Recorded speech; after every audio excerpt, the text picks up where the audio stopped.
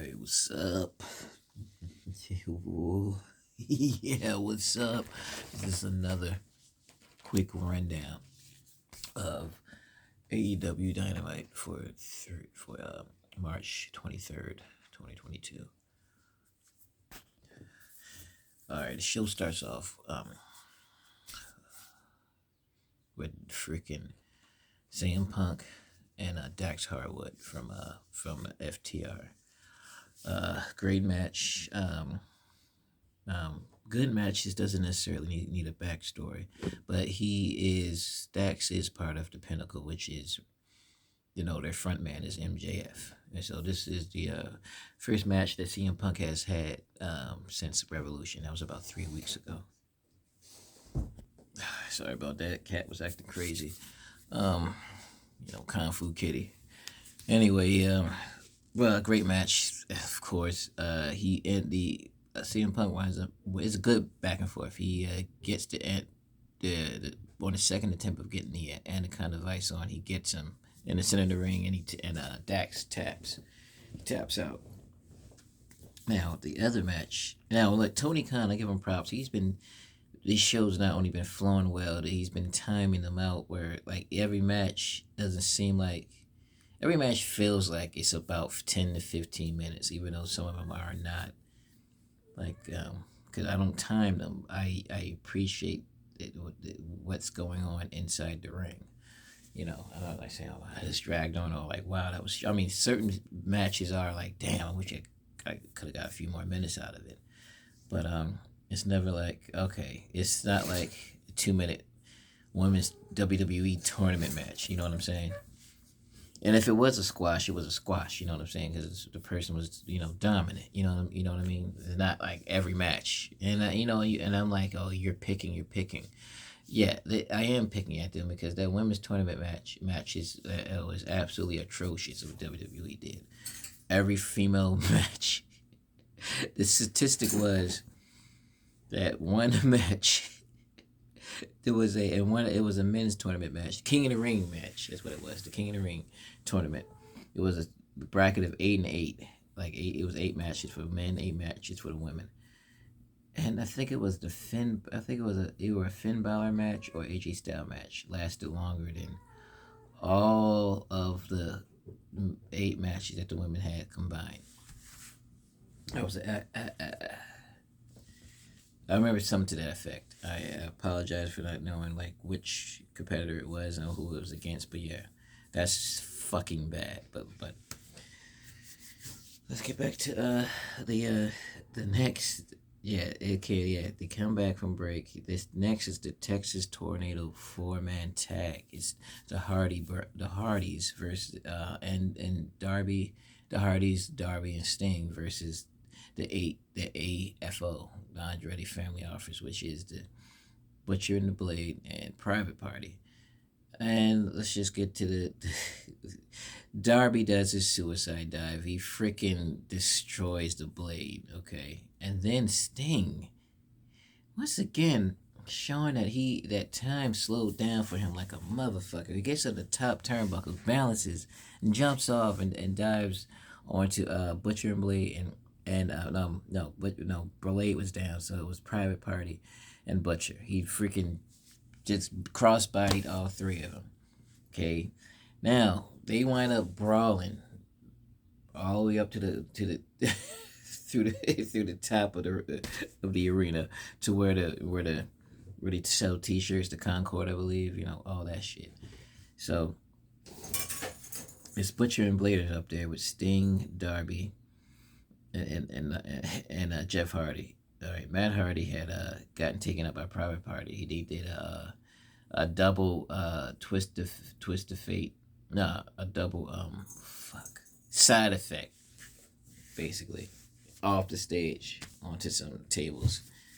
Crash pad, most likely. You couldn't tell. It was disguised. It was just equipment, basically. As you know, they always have some extra tables or extra equipment on the side of the stage. Anyway, great spot. So it was so chaotic. It was kind of hard. I know the directors didn't know, and Tony didn't know because he's running things. But which camera to cut to what because there was so much stuff going on. Like I said, there was a group, half the group was up, and the other half, and like three of them was still inside the arena. So at this is towards the end. There's other, like I said, I'm gonna just get, they wind up Jeff wind up getting a ladder. It got fuck maybe 15-foot ladder. It was tall as shit. He climbs up. Not only that they beat Darby and Sting beat Blade and Busher. They beat them down and lay them flat on these tables, the tables where they sell the T-shirts and stuff. Apparently, Jeff climbs up. There's a ledge. There's like a little ledge to the building where he in a window. So he's on the. So it's like a ledge, and so he goes up to the ledge. His back is to the window. Swanton bombs, both of them. Just like, it's like great. I know he's loving this. I feel so happy for the Hardys, man. I know Sting. I feel great for Sting. Hell, Butcher and Blade, even though they ate that freaking Swanton, they gotta be TV time. Fucking Blade got fucking cut up. I mean, literally, he lost so much. Fuck, he got cut. I can almost see. Look at him. I want to know. I mean, I can appreciate somebody getting in shape. You can almost see that. You can see his abs are starting to show. Right, but Private Party drags Matt to the ring because all right, let's end this because it's a Texas tornado tag, but it's not false count anywhere. So it has to end inside. The pinfall has to be inside the ring. So they cover him. They're gonna get a 2 count. All right. Now Sting realizes like, okay, what's going on? He comes back down. Like he goes to see what's going on.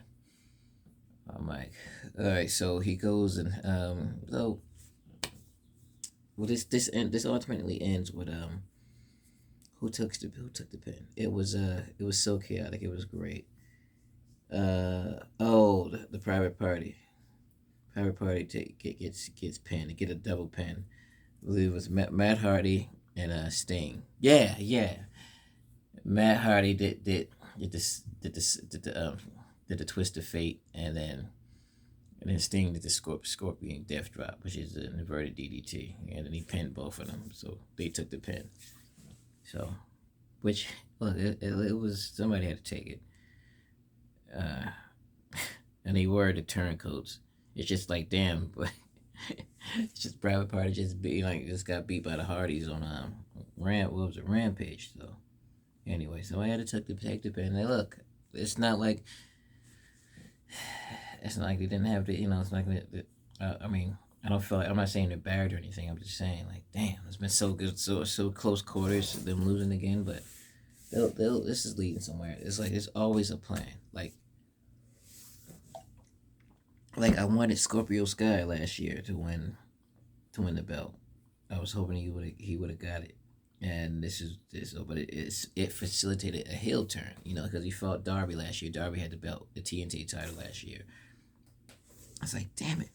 Like, he needs to start winning this shit because, like, he doesn't look his age, but he is pushing 40. He's like, what, 36, 37? So I was like, you need to get these... I mean, and look, and I'm just saying, he needs to get it, and then, like, so there's some of these younger talent, like, so he can go have his run, and so these younger talent can have it. Not to say... And it works both ways. It's like, if you're young, you got time... At the same time, when you're young, you want to go ahead and have a taste of that while you're hot. You know what I'm saying? But they are young, so they still got youth on their side. Like now, when you're older and established, like Scorpio is, he's a tag, basically a tag team specialist. He I believe he was Ring of Honor tag team champions before.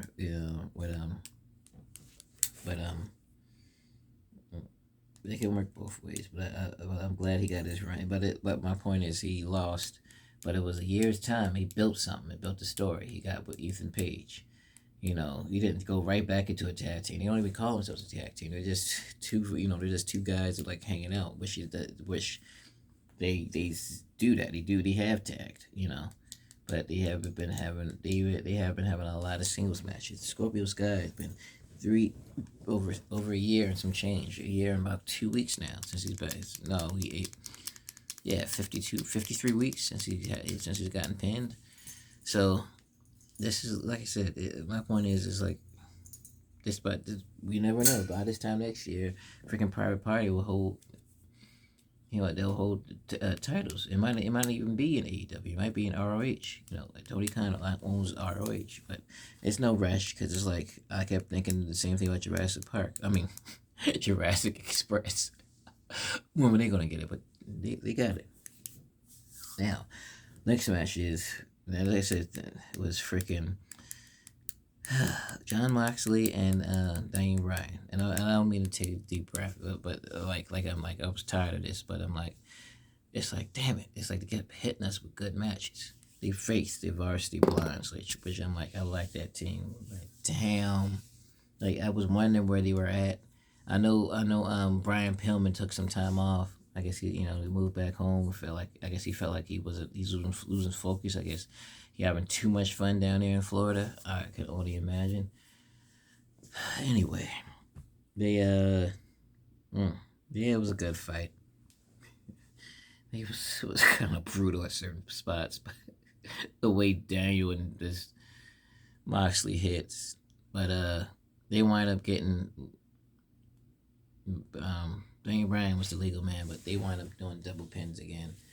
He hits the paradigm. Moxley hits the paradigm shift, and yes, and he puts the lapel lock on, and so the one taps and one's passing out. So no, rear naked choke. Moxley gets the rear naked choke, not the paradigm shift, and I believe on Pillman, and Griff is the one who was putting the lapel lock.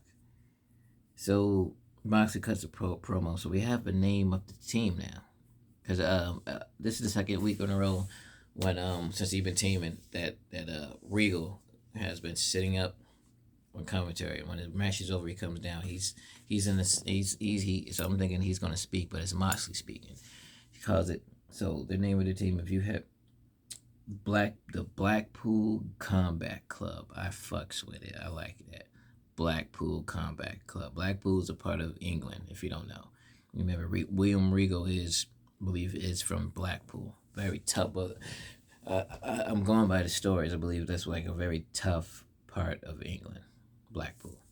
But I like it. It was a good match. Once again, showing dominance. They have an interview with the best friends with Wheeler Utah. Trent is mad that Wheeler seemed to try to join up with the Blackpool Combat Club last week because they had a fight. They had a match last week. It was Wheeler and Chucky T, and they it was a great back and forth.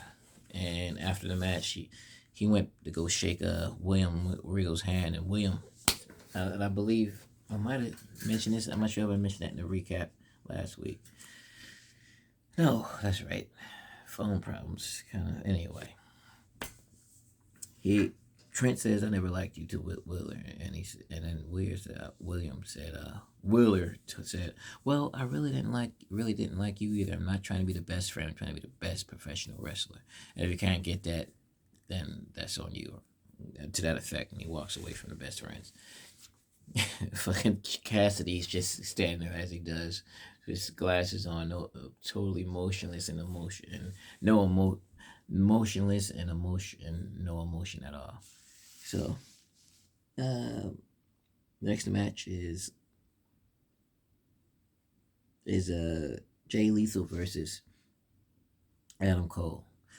Now, apparently they had this bit. It was a 3-3 and Ring of Honor. It was a 3-2 match. 3-2 as far as their series of matches they had, meaning Jay Lethal won 2 and Adam Cole won 3. So it would have been tied if Jay Lethal won, but spoiler, he didn't. But by nefarious means, he was about to hit the lethal injection. He hit the springboard as he was coming back. Adam Cole low blowed him. Wow. Ray Dragon was distracting the referee, but he didn't see what happened. He low blowed him, then hit him with the boom, and then covered him.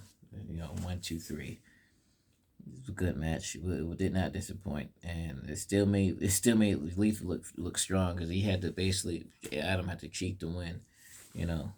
So uh, he calls out. He gets the mic. Adam does, says there's nobody on the planet that deserves the AEW title more than him. He says Adam Hangman is not man enough to come down here. So Hangman comes down alone. I guess he holds him off about maybe 5 seconds. Gets overwhelmed. Then Drax's Express comes down. They all run away. But Adam Cole holds on to the belt as he's going up the ramp. He still had the damn title, so I don't know if he's gonna still have it next week or what. But he had the title with Red as Red Dragon was leaving. Next is Leo Hirsch and Red Velvet. This is they fought on Rampage. It's the first time ever where there was a back-to-back rematch where it was like 1 week they fought and then the following week they fought. This is the first time it's ever happened. But last week, even though Statlander made things even, she didn't really interfere. I guess Layla had a stipulation where I want a rematch, but Statlander had to be on barred from the so I'm like well she didn't it's like she didn't even do anything. She didn't do anything like wrong, but that was a stipulation. So once again, towards the end of the match, Layla rolls out. She grabs the corner metal piece, the turnbuckle, right? But she puts another piece behind in her trunk, so she rolls back in. I believe Bryce was the referee. Sees this, and sees what Layla has. Takes the metal piece from her, the one that he sees. Like he goes to the other end, and then she takes the other piece out, hits Red Velvet with it, and then calls the referee over because he's still disposing of the piece, and he covers her Red Velvet 1, 2, 3. And then, bell rings. Oh, could you stop? Kung Fu Kitty is beating me up. Could you stop it for a second? Look, I'm not food. He has food in his bowl. Could you go ahead and eat, please? Damn. Could you go ahead and eat? Fucking freaking chew toy. He has plenty of toys. Just got him a fish with bells in it. Anyway, sorry about that. He winds up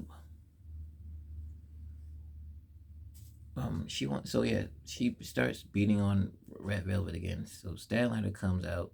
Of course she flees, so I don't know when this is gonna come up with a rematch, but it's like they fought but it's like this. They fought last year, right?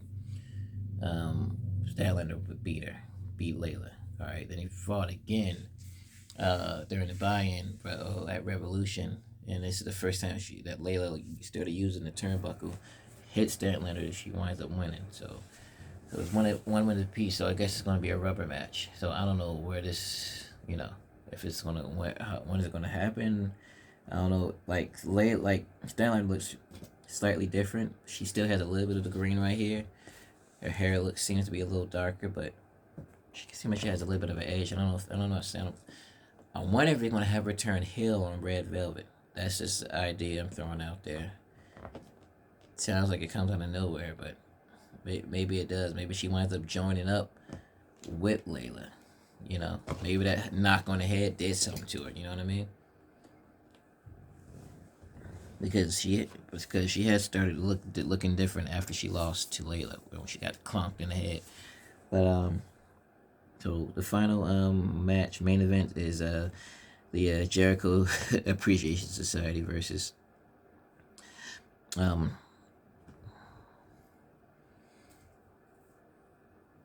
wait, what? It's it's a tag team match. It's Jericho Appreciation Society. It's Red Death and Jericho versus versus the Dark Order. It was John Silver and Alex Reynolds. Great match. Um, they wind up towards the end. Jericho's outside. He has Floyd to bat. So Reynolds is about to he's picking up speed. He's going towards Daniel Garcia. He's about to hit him with a move, but he gets hit in the back with and the referee doesn't see it because Reynolds' back basically blocks where Jericho hits him in the back. So then that allows the weekend that weakens him, allows Garcia to put on the sharpshooter, and then he wrenches back. And so it was between the bat and then also that's a painful hold. I mean the sharpshooter's already fucked up, but the way Garcia does it as he leans back, it's like I swear I'm surprised nobody's knees don't pop. His fucking spines will get out of line, all that shit. But yeah, overall it flowed well. We got 6 matches, and none of them seemed like they were lasted too. Were too short. None of that. All of them felt like they had time to breathe. I'm like it's like I think little things like cutting out interest music like the Varsity Blondes did get kind of like the jobber interest, but that it was done during the commercial break, so that helped out with time. So that's going to happen sometimes. I'm not. As long as we get good fighting, I don't mind every so often I see everybody's interest. Even though they have one. I know the voice. But that was good. 6 matches, like because I almost thought like, damn, we're not gonna get a women's match. We always get at least. There's a couple of times we got 2 because of the professor's 5-minute challenge, but yeah, we got a women's match. It was a rematch. It was fine, and yeah,